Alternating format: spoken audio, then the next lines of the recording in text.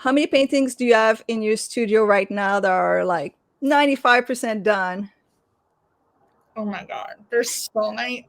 95% done. Okay, or 50%. 50. That's rude. That's a rude question.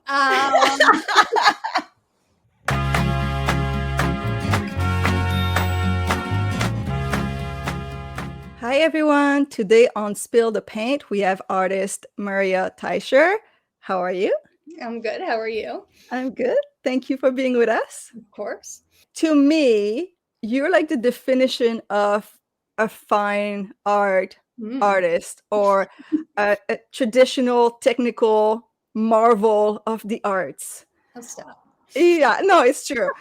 So today we're gonna delve into your methods and what you do in the studio. And I'm very, very curious because I'm not that traditional in my practice. So I'm really looking forward to kind of hear all your secrets. I'm happy to spill them. Let's jump right in. So how do you usually begin a piece? Do you start with a traditional sketch on paper? Do you do a virtual sketch? I know you take a lot of photograph as references. Do you want the full thing or the shortened answer? Up to you. So I'm like a big research nerd. So like I'll come up with an idea and I have like a PowerPoint presentation. I'm not even kidding. That I like put things in. It's like my own like Pinterest board kind of that I'm like, that's inspiring to me. That seems interesting. And then the ideas start formulating. And then I have a huge like library of like, right now they're all on like books, florography, like anything that has to do with like what flowers mean and all that kind of stuff. So I'll look through that, kind of see like, okay, here's what I'm trying to get at, like what flower might mean that. And then sometimes it'll be a sketch, but sometimes it'll just be like getting a group of people together or a group of flowers together. And then my sketchbook to start is kind of all photo. As you know, I'm a photographer too. So that's like a huge part of the process, like kind of like getting it out and like playing in the photo sphere versus like the sketching sphere, like really works for me because my brain's working really quick in that manner. So to sketch would be almost like too slow. So to take photographs, I like getting those ideas out. So it's really photo that kind of like is like the beginning of like the whole concept. And then like sometimes I'll like sketch to or paint in a sketchbook to get the like color story right. But yeah, most of it starts with like ideas, a PowerPoint, some research, and photography. Yeah, I love the PowerPoint because I feel like that's not a tool that is usually used in a artistic practice. You used to do a lot. I know you used to do a lot of portraits in the past 3 years. You've been doing a lot of flowers and petals and all the stuff, which is so pretty and so delicate and so perfect. And I just love it so much. I'm just fangirling now. I'm not even asking questions. So let's say you have your reference photos. How do you transfer your sketch onto your canvas? So I feel like you're just traditional. So are you a grid method person or you're a tracing paper? I'm a projector person, no shame. No, not at all. So I will import everything, like a big photo shoot into everything. And I work by editing things in Lightroom. So I get my work as close to what I want to envision the painting as, like digitally. So like I'm not digitally painting. It's like I'm taking the photograph's digital, and then I know what colors I use in my palette. So I edit the photo to be that painting palette. So my reference is so beyond ready to go. I get the composition done and laid out. I get the negative space ready to go. I get the sizing of it. That's all done in the computer. And then I used to grid, and that was too slow for me. I tried projection. Doesn't work for me. I don't know why. I have to kind of like print it the exact size of the canvas and trace my photograph. Right. Projector it can be tricky because you can get a kind of a skew to it. And then if you're very precise, it can affect it. This is one thing with the grid, like there's some purists out there that, you need to use the grid. You cannot use any tools like tracing. Oh, I know. At the end of the day, I feel like it's really more a speed challenge, especially when you have deadlines. If you do grid or if you trace or use a projector, 99% of the time you will end up with the exact same end result, but one will take an hour and the other one will take Yeah, you like 15, right? And I feel like when I have just, so I don't like trace like every little detail. I kind of just get like the anatomy of the thing, like the basic outlines. I mean, I tell this to my students all the time. If you spend all that time working on the composition in your computer, why are you going to mess it up once you get to the canvas? So like I spent all that time, I have it laid out to perfection, exactly how I want it to be. So like to grid slows me down, to project would make sense, and then to just trace the image, if you can print it depending on the size, that big, like you already have the thing, don't mess it up if you don't have the space to, like, if it gets skewed or something, right? You know, there's a lot of purists that are like, no, you just have to eyeball it and do it. And I think that when you have already worked on the composition and it's done and you have it to perfection, to struggle and go do it again, it seems insane to me. That's a really good point. That's a really good point. I'm always thinking about speed, but you're right, because you work so hard on your sketch and perfecting it. It's almost like the blueprint of the piece. 100%. And then if you just eyeball it, you might just kind of destroy all that work, that prep work that you just did. That's a very good point. I never actually thought about it this way. Yeah. Yeah. So like the class that I used to teach, which is why it's easier to like talk about, I think, is digital reference photography, like how to take your own references and work from those in, you know, a meaningful, intelligent, creative, but also like technical way. And I would tell my students, they would get the image, they'd perfect it, they'd edit it, they'd get the composition, and then they would just like look at it and try to like sketch it just like by doing it. I'm like, well, your composition is perfect. Right. Why are you like trying to do the composition again? Like you're doing it multiple times, and then because you got it and it's digital and it's done, printed perfectly, like what? For the principle, for the principle. Yeah. You know how I feel about that. That's garbage. I feel like to do things, when we have an efficient art world, right, that needs you to like complete things, that there's deadlines, that we're not just like waxing poetically in our studio and then some big buyer is going to spend so much money like buying out our studio. Like that's not the reality of our world, right? Like we have deadlines. So you need to find like efficient ways to like get your work, your voice out there. Are you a traditional canvas kind of person? Are you a wood panel kind of person? I've flip-flopped so much over the years. I've just kept experimenting. So I have a very specific canvas texture that I like. I think it's called like, it's either Caravaggio or Da Vinci, some kind of, it's very like fine weaved canvas. And I like it to be oil primed.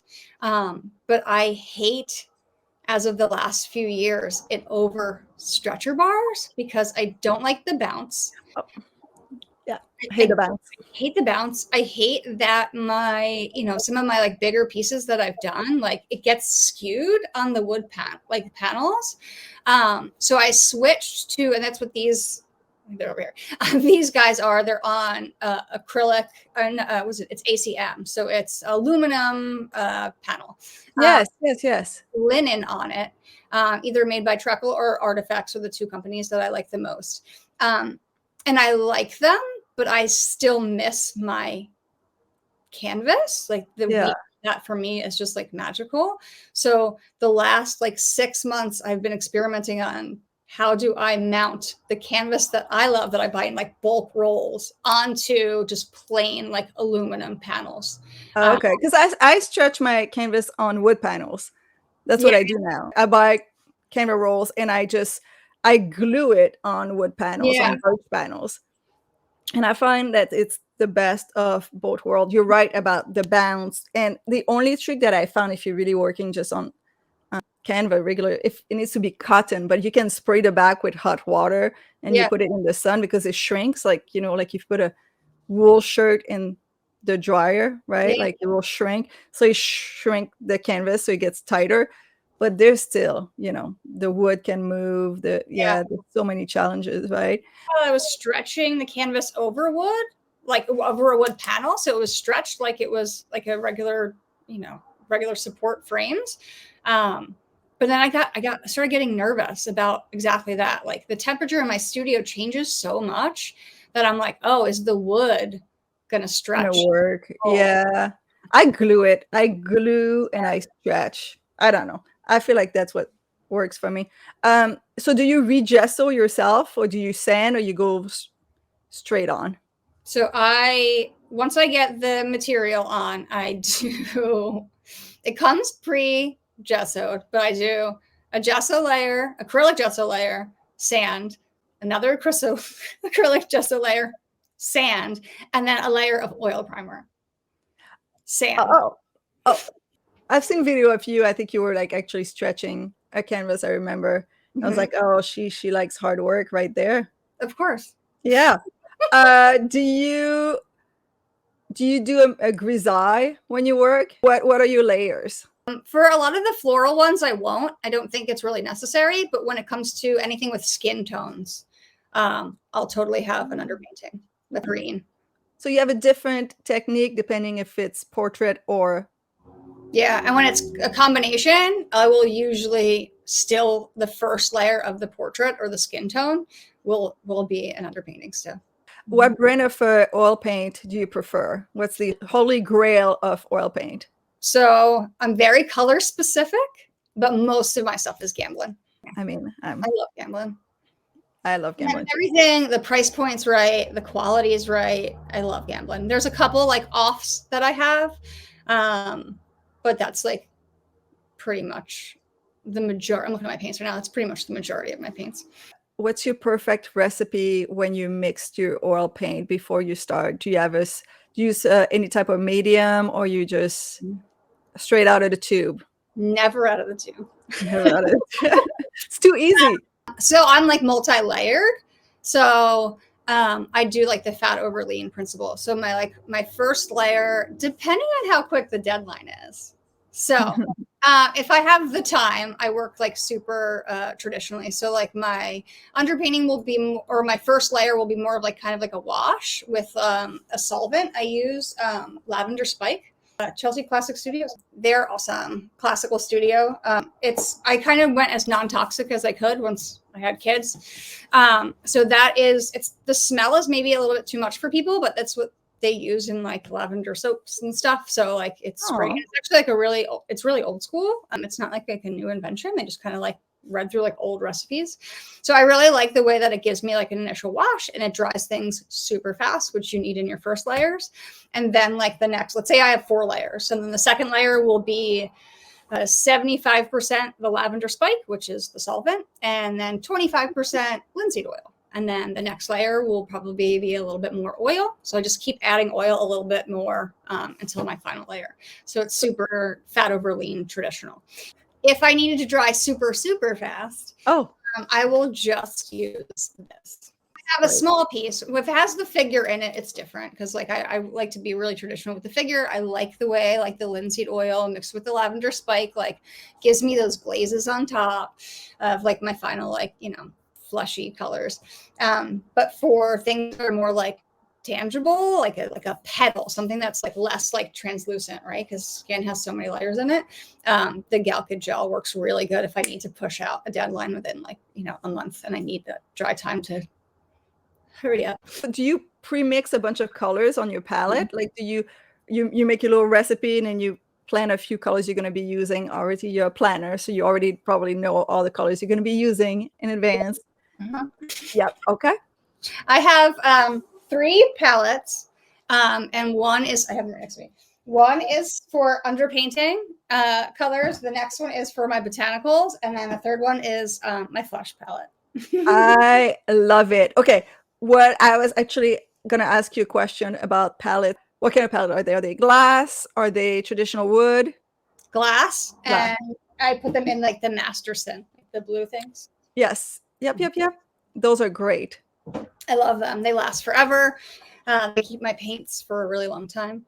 Oh, trick to anybody that uses those. So it's glass with a gray backing. And then I keep it in the Masterson. As long as you can handle the smell. I mean, there's the freezer method, right? But like I have 2 kids, so my freezer's filled with like food. I used to have a freezer I could stick my palette in, no problem. If you can't do that anymore, you can soak a cotton ball in clove oil. And you put it inside your palette? Well, that's interesting. It's because oil paint doesn't dry, it oxidizes. And clove helps it to stop oxidizing. That's great. I just put mine in the freezer, but I do I have, used to do that, but I don't have room anymore. yeah, I have paint on everything. Yeah. I was telling Morgan Booth the other day how like I put in the freezer, but then I have paint on all my package of French fries and chicken nuggets. Yeah, I use just like a really cheap plastic Tupperware that just mimic that, Yeah. like that I got for like $1 that my palette fits in. But you did mention something about like the gray paper under your glass palette. So I use disposable gray paper Nice. palette because I Mhm. don't like cleaning. So I Yeah. just use paper palettes, then rip them off and throw them away. But the gray to me was such a game changer back in the day Mhm. because when you mix on white, I feel like your colors are always too light and you don't see the true value of your Yeah. colors. Yep. 100%. I feel like as an artist, starting to mix your colors on a gray palette is such a game changer. Yeah. Especially if you're doing any kind of, so like you work on like a toned ground. And because I'm doing like underpainting, like you can see in like the figures behind me, that's like a green underpaint. So I'm working on something that's toned already. I'm not working on just white. Like I'm covering the white like right away to like give myself something to go off of. So working on like a white palette kind of just messed my colors up so much. When you're working on a toned ground, like it makes sense to work on a toned paper, like mix the colors so the colors are more accurate. Absolutely. I do burnt sienna, Mhm. like diluted burnt sienna, just a layer. It's not even an underpainting. It's just like Yeah. a layer. And I found that it really helped me also paint warmer Mhm. because I found before I did that, I had the tendency to paint very cool. Yeah. And then I started doing a really dark burnt sienna underpainting, and it helped me bring my warmth up in my paintings. Yep. So I feel like as an artist, you need to find out what your habits are. Once you become self-aware of them, it's easier to kind of adjust.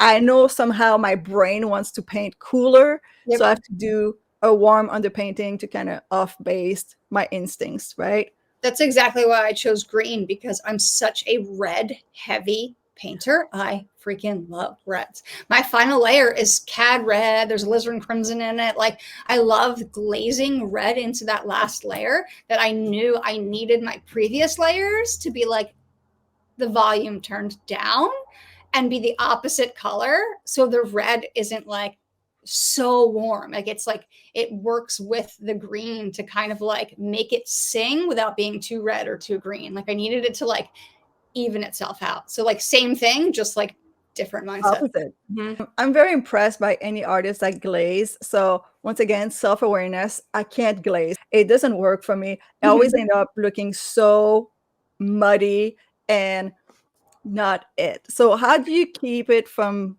getting what artists would call like muddy or like brownish? How do you keep your colors very vivid? So I start with if it's, let's say it's a figurative painting, the first layer is the underpainting. The second layer, I use something called like a dead palette. It's just 3 colors and white. What are the 3 colors? Oh, it's Tell us your secrets.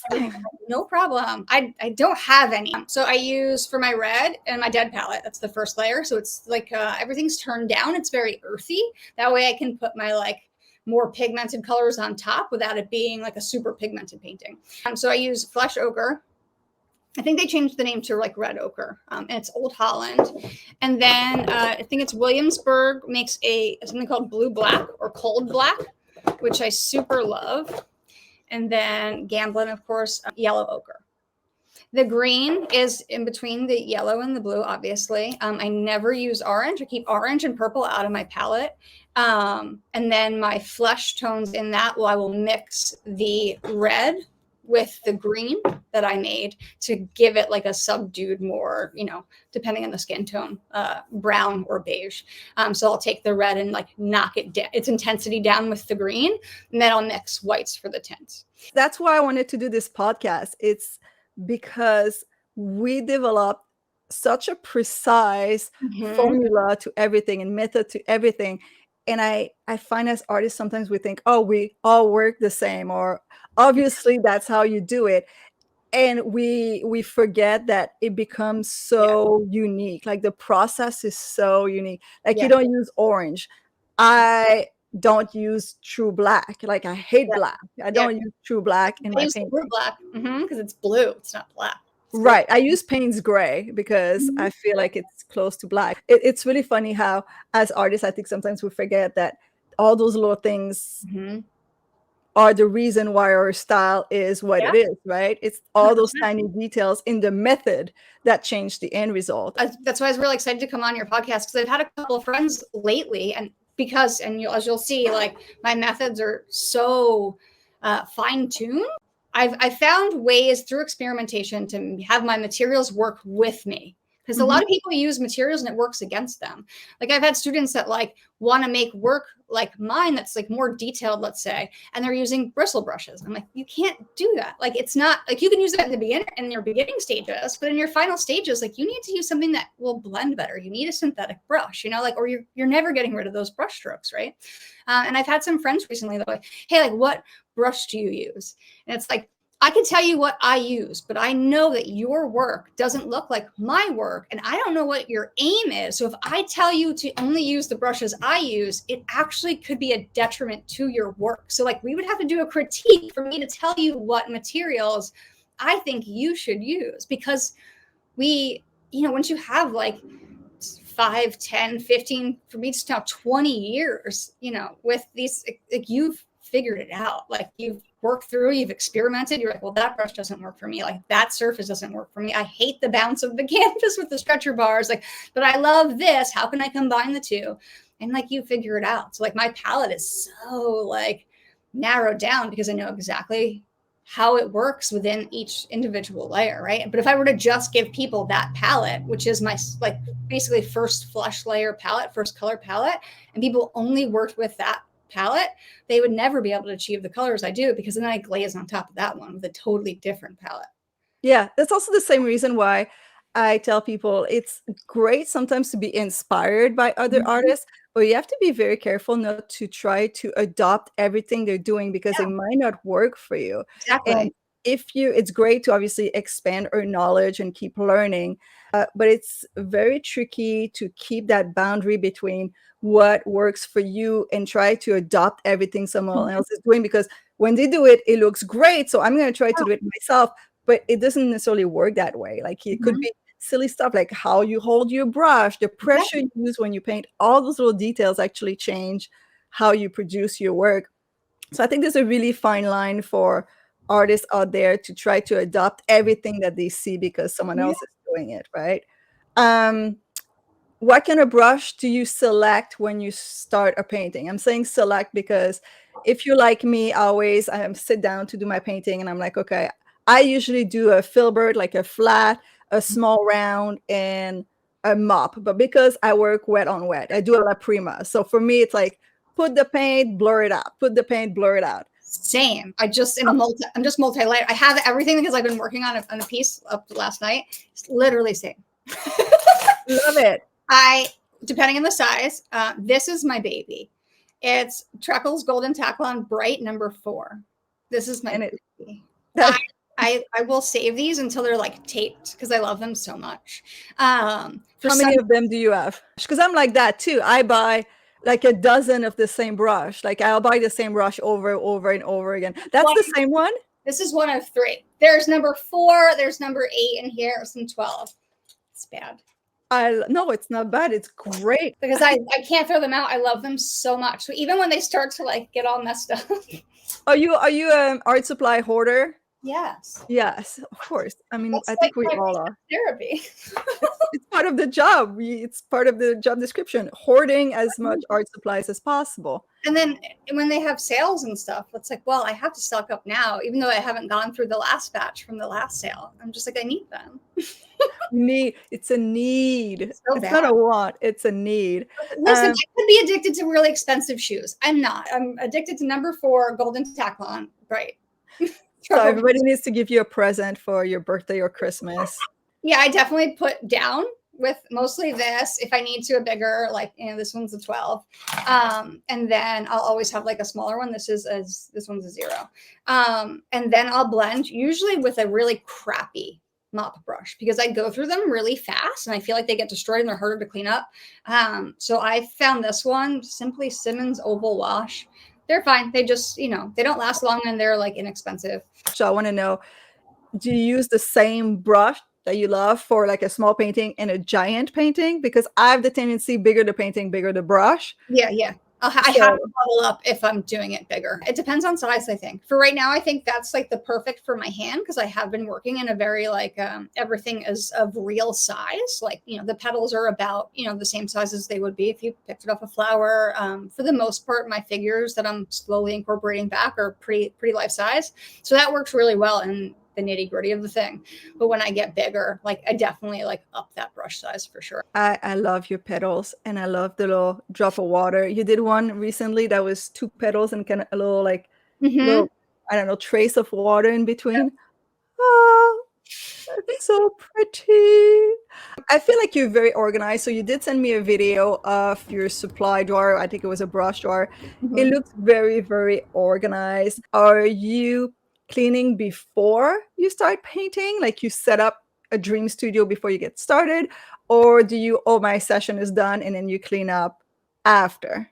So I start very organized because I am chaos once I start painting. Okay. So that's good to know. It makes me feel better.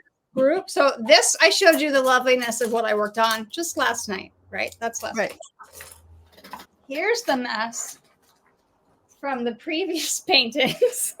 Pile that I have yet to start cleaning. They are just abandoned until I finish all my deadlines. And they're gonna stay that way until I have time to clean them, because if the brush cleaning takes so long for me, because I'm like, I'll start here, but then I'll add a whole bunch more. So then it's like 20 brushes by the time I'm done. And if I have a deadline again, because they're quick, my deadlines are quick, I can't waste a whole 2 hours of my workday cleaning brushes. So I go in my ridiculous truckle drawer and I pull out more number 4s. And I start again. And then I have my shame pile, which I will clean like when I have like a break in my deadlines. I love it, the shame pile. I put mine in the freezer, so if I don't have time to wash them. Yeah, because you can put them in a Ziploc bag and then a plastic bag, and you can just shove them in the freezer, and then I can just wash them after. But yeah, I'm the same way. I'll have a pile of shame. It's a good name for it. But it's usually in the freezer, and it gets bigger and bigger and bigger. And if I work 3 or 4 days in a row, it's just more brushes in the freezer. And then one day I'll be like, okay, today I should really wash all my brushes. And it's a full day of washing brushes. It's an activity. I wanted to make a video of paintbrush washing ASMR. Just film myself from the top doing like shh, shh, shh, the whole time. Do you use a palette knife for mixing colors? I feel like you do. Plastic, metal, like there's all kinds of people are very specific with it. Here somewhere. I like very specific which one I use. I don't know where I put it. It's probably in my palette because I was using, oh, it's right here. Yeah, just these guys. My whole palette is like perfectly like planned out. Like everything is there. And then when I need to mix stuff in between, it's just like in between the little piles of paint. So yeah, like my paintings will start off like I'll have like an hour of like mixing all of like the stuff I need, but not every day, because I'm working and like because I've gotten my photo reference to match this few limited colors that I use. It's like I can use, like, I'm not just like looking at a photo, letting the photo's colors be what dictates my palette. Like I'm very intentional with using the photo, editing it so the colors match the palette that I selected. Right. So I can use the same palette for everything. Do you use Photoshop or use a different software? So because I shoot so much and so often, and it's part of like my creative process, I'll use Lightroom, Adobe Lightroom to start. And that helps me weed things out. And because I'm a photographer, I have like basically like what you can make is like a preset. So like I'll set certain editing things up in Lightroom where now I just have to click a button because I did all the back end work, and it matches my palette. So then I will copy and paste to all the photos that I think I'm going to use, and then export them out, and then I have tons of work I can. I'm very impressed. You're like a mad scientist. one day I will teach all of this in like a big old workshop to be like, hey, here's the way to be really nerdy if you're super type A and how to like have endless amounts of like stuff to like work from. It's really helpful for my brain to like feel I always have something I can go do, really, because yeah. So what about your background? Because I know your flower series, the backgrounds are very textural. Yeah. So do you plan that, or this is a bit more for an experiment? Because there's so much texture and layers to your backgrounds, and I really, really love them. So I feel like, to me, my perception, and they would be a bit more improvised than the flower. Okay. Yeah, they totally are. Because there's so many layers, I'm working with materials to kind of do the opposite of what I would do in the subject. Like I'm finding ways to have my like top materials eat into the bottom one. So it's like it's layered in like me. Okay, what's the color on the bottom is going to be? How am I going to glaze over that? How am I going to, quiet it with like certain brush strokes? How am I going to like, sometimes like I'll spray stuff on it. I did one yesterday where the texture was too much. So like I took all last night and I like glazed over top of it and then kind of just like wiped it out. So it like softened it, but you could still see the texture. And then that means the background now has 4 layers on it, which gives it like these like warm and cool push and pull feeling while also having the texture, while the texture is not like the subject matter. It's not like the clearest thing that like you're paying attention to. And when you mean texture, you're talking about the image, not like 3-dimensional texture. Correct. Yeah, there's no actual 3-dimensional texture in my work. Yeah, because you're a fairly flat painter. It's really flat. Yeah. Yeah. So on a scale 1 to 10, 1 being not at all, 10 being obsessively checking, how often do you check if your painting is dry enough to do the next layer? You walk in the studio and you're like, are you asking how many times I've messed up a painting by like touching it? A lot. You just, is it dry? Oh my God. And honestly, it depends on the season too, because like it's so in my studio in certain seasons that like it will take 2 extra weeks to dry. And during the winter, it's like a 24-hour. Yeah, I check it all the time. But that's does make a big difference. I have a bajillion paintings working at the same time, always, because something is always not dry. So I might as well use the workday on something else. It's true, though, that the temperature of the studio, it does change a lot. If it's sunny, if it's warm, if it's humid outside, it does change completely how fast you can work. Or even like I find like the tackiness of the paint will change.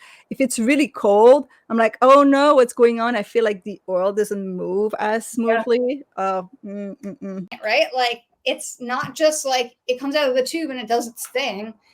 Like it's like a living, breathing thing. You're like, well, what's the temperature out? What's the humidity in my studio? Like, did it rain last night? Like all of that like changes like how your paint's gonna work that day. Do I need a space heater in the studio today?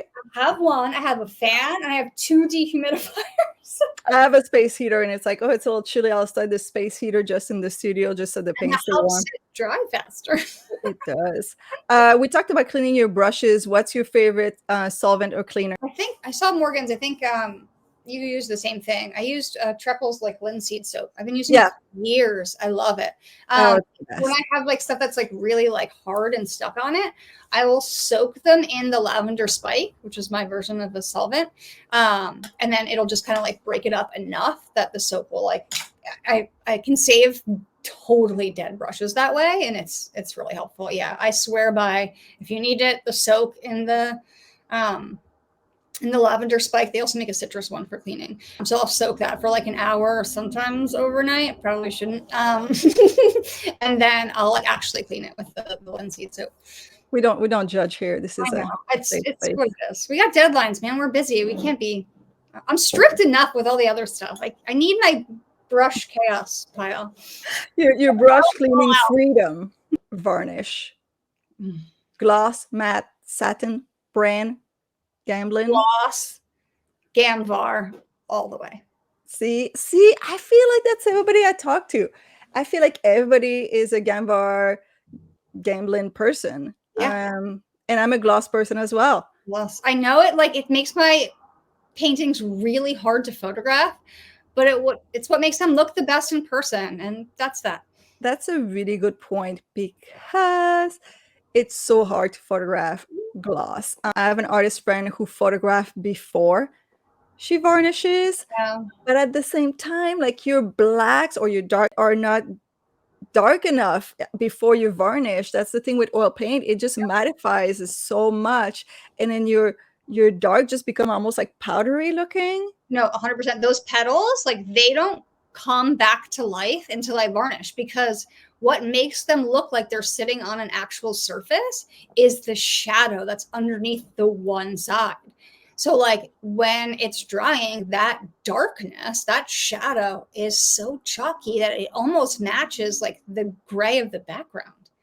When Right. you varnish it, that shadow comes to life and you're like, oh, whoa. Like I've varnished before and been like, God damn, like go me. Like, cause it looks so good. And like, and it looks that good, right? Yeah. Like varnish just does it. And like, I was like, yeah, you should photograph. This was like 12 years ago when I was still in grad school. I was like, yeah, you could just like photograph it before you varnish it. But like once I started getting into having a more like Caravagge like style, like that darkness really makes the piece sing. So unless you're, you know, very like monotone, or like there's not a lot of darks in your work, not a lot of contrast in your work, I feel like you have to photograph it post varnish, even if it's more I difficult. agree. Oh, you have a lot of editing to do, and it's never gonna be the same. If the walls in your art studio could talk, what do you think they would say about you? Wow, she's super type A. She needs to she needs to relax. Because I'm always like, it's always a meticulous thing with me. Yeah. Also, they would probably be embarrassed by my dance moves, because I'm also one of those like, I am living my best life with like my headphones in when no one in my house is home and I have studio time, and I'm like, I got a dance mix on and like Like the soundtrack of your life. And I just would embarrass myself to my own studio walls, being like, she needs some rhythm. She's bad.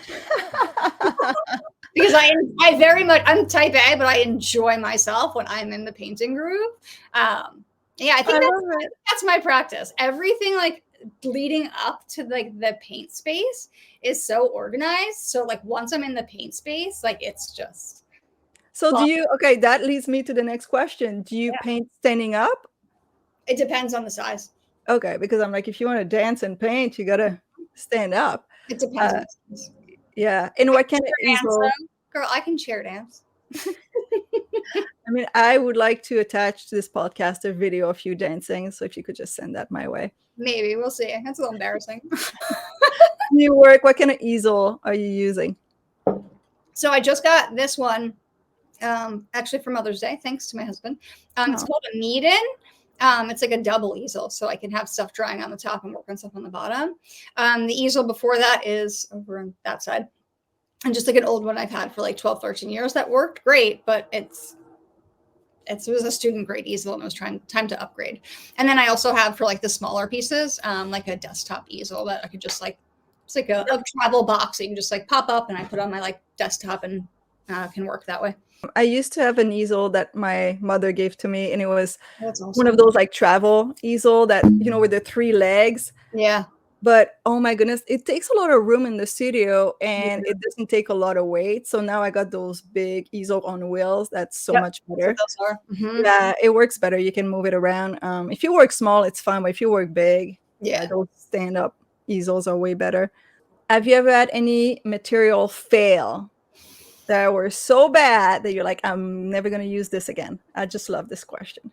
Probably plenty of things at this point, because I totally believe in experimenting yourself into failure, because it's the only way you learn. But recently, I think I have a tube of, what's the student grade Gamblin? What's that called? 1980? Yeah. I had a 1980. It was I'm trying to see if I can find it, because I like literally labeled it like, do not use ever again. Oh, that's funny. It was a black that I was playing around with. I can't find it. It was a black that I was playing around with. I was like, all right, I want to like, let me get my, you know, because normally I'm like mixing my blacks, right? They're like more dramatic black, or like they're blue black. And like, all right, I need to just like get this from the tube, do this. And this was a couple of years ago. And it was the 1980 one of the blacks. I can't remember which one. And it said it was the fastest drying one. And I looked it up and whatever. And it like never dried. It was like weeks. And I was like, you know, messaging my gallery, Arch. And I was like, I want to dry. And it was this like cool double like candlestick thing that I painting that I made that I really loved. And the background was just being like a nightmare. And like, you know, I took the extra time to dry and it varnished okay. And like, you know, I was able to like submit it and like nothing was wrong with it and it was fine. I did it again on that. I used it again, like a ding dong on that painting of me holding the flowers. Right. And at one point I had to just like scrape off the background and like redo it because it would not dry. And I don't know if it was that particular paint tube. Right. Color, I don't know what, but it has been the most epic fail. Now it's like, I'm thinking maybe I threw it away at this point, but like I had like a piece of tape around it and was like, do not use, never dries. So like there's paint tubes that I've used that I'm just like, wow, I can't ever use this. It takes forever to dry. Yeah, I do not use any cadmium yellow. Cadmium yellow does not dry. It's weeks. It is just disaster. I try not to do any yellow paintings ever because I feel like yellow is such a slow drying pigment. It just doesn't dry, and it's you can do layers, you can do adjustment. Yellow is so transparent most of the time when you have a pure yellow, unless you mix it with a lot of white or anything else. It's so transparent. Once again, not a glazer. So I find that most yellow pigments, except yellow ochre, when you work wet on wet, that is not a good choice. I would imagine when you're working wet on wet that any kind of like transparent paint is like your worst nightmare. Yes, I often just add a tiny little bit of white to any pigment. So just a little touch of it to make it more opaque. It helps, but yellows, not my friend. The only time I use yellows is to mix my own greens. That's it. I won't. I mean, I did those yellow poppy petal paintings, but then they were small and those took forever to do because you have to figure out the right shadow color. And if you use like a gray color, like it turns green with the yellow. So you have to use a very specific purple to make it work. And yellow is not my friend. Yellow is hard. I used before, I don't even think they make this product anymore, but I think it was Krylon quick dry spray on my painting for something that was not drying, and it worked, it helped, but yeah, still no yellow. You won't see a lot of yellows in my painting, and it's not that I don't like the color yellow, it's purely a practical timing type of choice. Because it's a nightmare to work with. It's hard. It's hard. But once again, it's so interesting how technique is leading end results of what your style is, right? Like if you're an oil painter, you might not do a lot of yellows. It's not because you don't love this color. It's just because it takes forever to dry. How many paintings do you have in your studio right now that are like 95% done? Oh my God, there's so many. 95% done? Okay, or 50%. 50, that's rude. That's a rude question. There's over 20. There's like 3 hidden behind that curtain over there. 3, 4, 5, 6, 7, 8, 9, 10, 11, 12, 13, 14, 15. 2 drawings over here, 16. That's just within my eyesight. There's about 20. That are started and at some point of. They're about halfway through. Okay, so what makes you decide which one you're working on? Like, once again, you're going around with your fingers like this, or it's just abandoned projects? I don't think anything's fully abandoned, which is crazy. So a lot of like my drawings are like experiments. So like that I'll keep for me. Like that's my oldest son like picking flowers, and I'm just like learning different charcoal techniques and stuff. So this will be something that will hang in my house. I won't sell it. So it's not like, doesn't feel like a project. It feels more like a personal like experiment that I'm going to do to full completion. But that will lead to other stuff. And there's like 4 of them over here. So none of them are stuff that I would just like abandon. There are ones that like get the priority because they've got a deadline, or I've chosen them. They're the chosen ones for an upcoming exhibition. I'm like, you fit with that. Yoink, I will finish you now. Yeah. Does that give you anxiety to have so much unfinished project, or you like it? I feel like I just live with it. I don't think it does anything to me at this point. Okay. I feel like there's just stuff that I always want to be making. And like, when's Right. the right time for me to work on that? So like, for me, like with the way my brain works is like, I've just, for lately, as you've seen, I've done all botanical stuff, right? Like it was like, I know how to paint the figure. I want to incorporate the figure with flowers, but I'm not a flower painter. And this was years ago. So now I need to learn how to just do flowers, and then I'll bring the figure back. So now I'm like, okay, like I feel like I've got this. Like I feel really confident in doing it. Now I need to bring the figure back. So like there's portraits or just like stuff that like were more experimental or more fun or just for me that I totally abandoned for the last 5 years. So I was like, well, I need to work on all of these like botanical stuff. And now I feel like I can jump back into them. And I would never personally be able to go back to a work. Why I say that, I don't know. I feel like it's so hard for me to look at my work from the past. Yeah.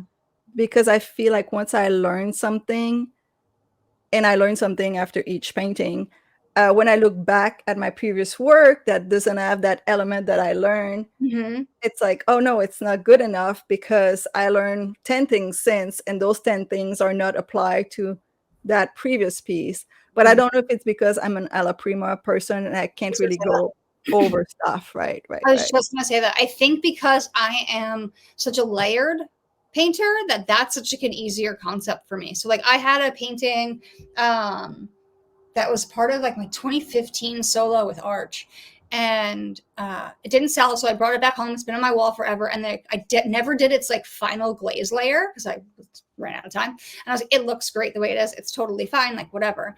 And then, you know, it's been how many years later, 9 years later, my old job PAFA was like, hey, like we want a painting, whatever, and they want something figurative, and I was like, I'll submit this one, I guess. It got in, and I was like, well, crap, now I need to do that final layer, and it had been like 8 years later. But I did that final layer with 8 years of knowledge, and it totally transformed the painting. But I think it's because it needed that, it just was just a layer that it needed. Like I can always, like, as long as the varnish isn't on it, and it wasn't on that, I can always do that final layer and like pick up all that knowledge in that last bit. I think when you're an alla prima painter, it's really hard because it all goes into like that first, like you're not going to like change things too much, you know, like you've got like the base work is the work, you know, your brain works in all the same way, and mine works in all these layers. So like if I learn a lot about a painting, I can totally pull it off in that last layer 8 years later, and it transforms the painting for the better. I think it's harder when you like, you go and you do, you know. Is that how you would approach fixing a mistake or an accident? You would cover them up with like a different layer? Yeah, I feel like I would just like let it dry, let it do its thing, and then just do another layer or two on top. Yeah. You know, I said my first layer of color was flesh ochre, which is now red ochre, yellow ochre, and blue black. My layer on top of that is cad red, cad yellow medium, cad red medium, cad yellow medium, and ultramarine blue. And then I mix my green with that. And that's how you get like the heightened colors in my work. And I always have a little like alizarin crimson on the side of that too. So for all the people out there that want to know more about you, do you want to shout out your website and your social media? Yeah, my website is just myname.com. It's Maria Teicher. And then I'm on Instagram and haphazardly on Facebook at the same Maria Teicher. Thank you so much for hanging out with us today. Of course. We'll talk again soon. I'll probably text you in 5 minutes. Probably. And I'm looking forward to it. Bye.